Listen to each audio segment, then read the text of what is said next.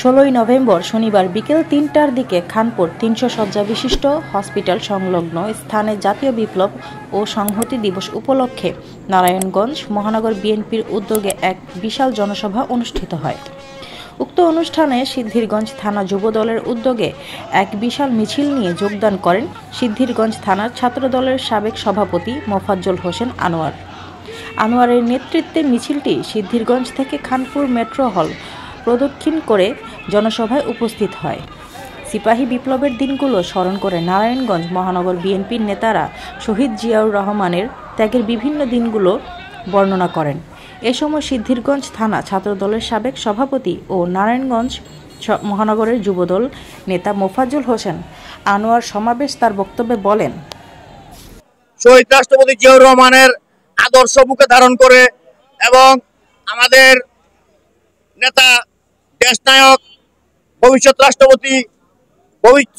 রাষ্ট্রপ্রধান তারেক রহমানের নেতৃত্বে স্বৈরাচার বিরোধী আন্দোলনে রাজপথে ছিলাম এবং ভবিষ্যতেও নির্দলীয় নিরপেক্ষ সরকারের অধীনে একটি অনতিবিলম্বে একটি নির্বাচনের দাবিতে আমরা এখনো রাজপথে আছি।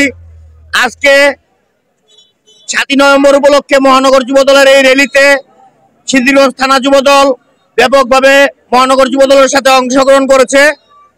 আর আমি অন্য একটা কথা বলতে চাই, প্রিয় সাংবাদিক ভাইয়েরা, আপনারা জানেন 5 আগস্টের পরে বৈষম্য বিরোধী ছাত্র ও জনতা কর্তৃক আয়োজিত 2টা প্রোগ্রামে আমি নারায়ণগঞ্জের কথিত সিংহপুরুষ শাহেম ওসমান এবং তার ছেলে অয়ন ওসমানের অস্ত্র উদ্ধারের জন্য ডিসি, এসপি, ফতুল্লা থানা এবং সিদ্ধিরগঞ্জ থানার ভারপ্রাপ্ত কর্মকর্তার কাছে এবং সেনাবাহিনীর কাছে আবেদন করেছিলাম।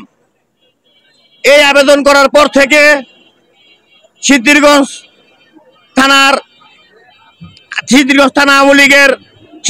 যুবলীগের সভাপতি মতি, কাউন্সিলর খোকন ও রুহুল আমিন মোল্লার লোকজন আমাকে বিভিন্নভাবে হুমকি ধমকি এবং আমাকে মেরে ফেলার জন্য তারা হুমকি দিতেছে।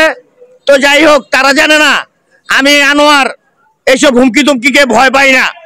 আমার পাশে আমার কোনো ভাই নাই, কিন্তু আমার লক্ষ লক্ষ ভাই আছে। আমার মা বলে গেছিল যে তুই যদি মরে যাস এই দলের জন্য কোনো সমস্যা নাই, তোরা আরো অনেক ভাই আছে, তারা আমারে দেখবো।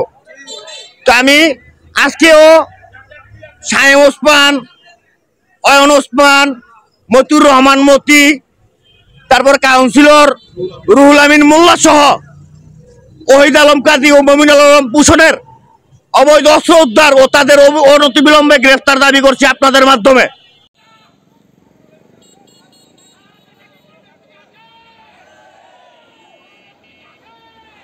এ সময় আরও উপস্থিত ছিল সিদ্ধিরগঞ্জ থানার সাবেক ছাত্রদল নেতা মোফাজ্জল হোসেন আনোয়ার, আরমান হোসেন, বাদশাহ খান, আশিকুর রহমান অনি প্রমুখ।